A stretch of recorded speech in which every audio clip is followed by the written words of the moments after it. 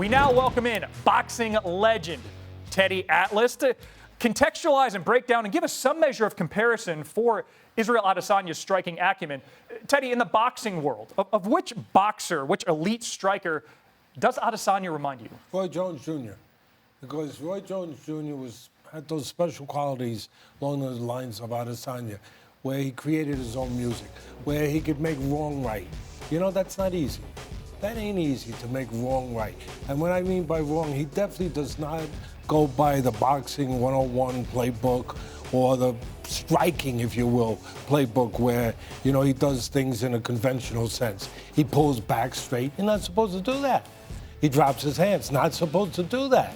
All those kind of things, but he makes it work because he has tremendous timing, tremendous instincts, tremendous reflexes, tremendous quickness, and tremendous belief in himself. And a little bit like a Terence Crawford in a cerebral way, where he can slow things down in the cage, where he can see things other people don't see. He saw that opening when Pereira was leading with a left hook. Don't lead with left hooks in front of somebody.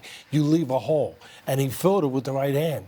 He has the ability, again, to make things slower, where he sees things that others don't see. And when you can do that, your timing is even better. And you mentioned making the wrong right. Some of that for Adesanya is calculated, trying to draw you in as one of the elite counter-strikers we've ever seen in this promotion. If you have that speed and precision and discipline, look at Adesanya, look at Anderson Silva, look at Lyoto Machida, you can become a champion. What is it like for Sean Strickland in this case when you're dealing with an elite counter-striker? It's like going to someone's house and you walk in the front door and there's a Doberman there. Damn it, I hate when that happens. Or a German Shepherd, or whatever the heck it is, it got teeth.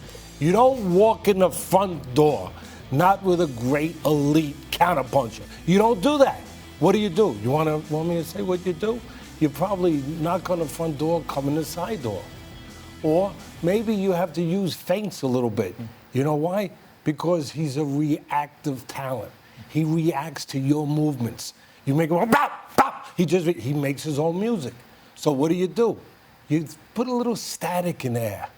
Yeah, you know what I mean? Shut it down a little bit as far as the waves out there that he goes by. Throw those air waves off a little bit, where you give a little feint.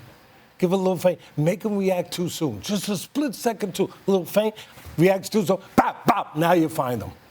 Now you kind of take advantage of his greatness. Yeah, you take advantage of his quickness. Yeah, you take advantage of those reflexes that you kind of betray him with.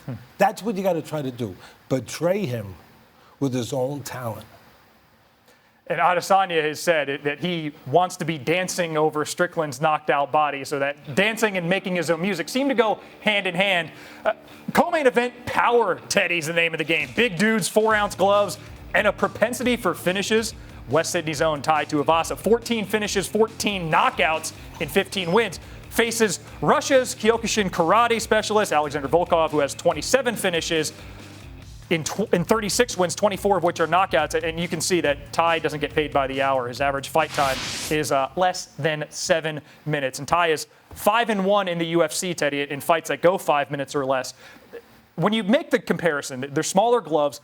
How does the margin for error at heavyweight in MMA compare to the margin for error at heavyweight in boxing? It's probably greater, or less, if you will, in MMA because of what you just touched on.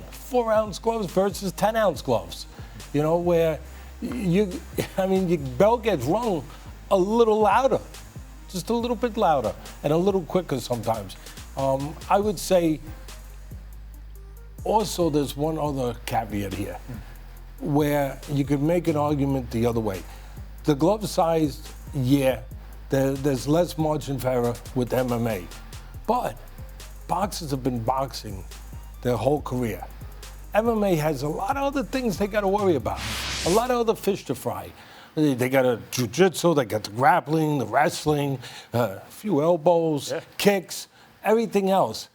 When you have a guy who's an elite guy in boxing, and it's just boxing, he might have a few more tricks up his sleeve where he can catch you with that KO punch a little bit more than the MMA guy, because his concentration since he was a kid and most of them start when they're kids, is only on that.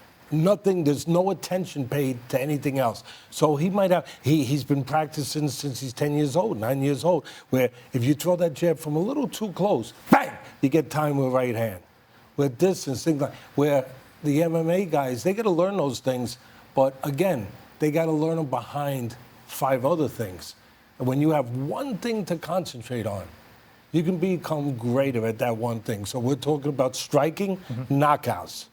I would say that the boxer, there's less margin. At the end of the day, except for the glove size, there's less margin for error because he's got more tricks up his sleeves. He's got more time on the job in that one world. Thank you for watching ESPN on YouTube. For live streaming sports and premium content, subscribe to ESPN+.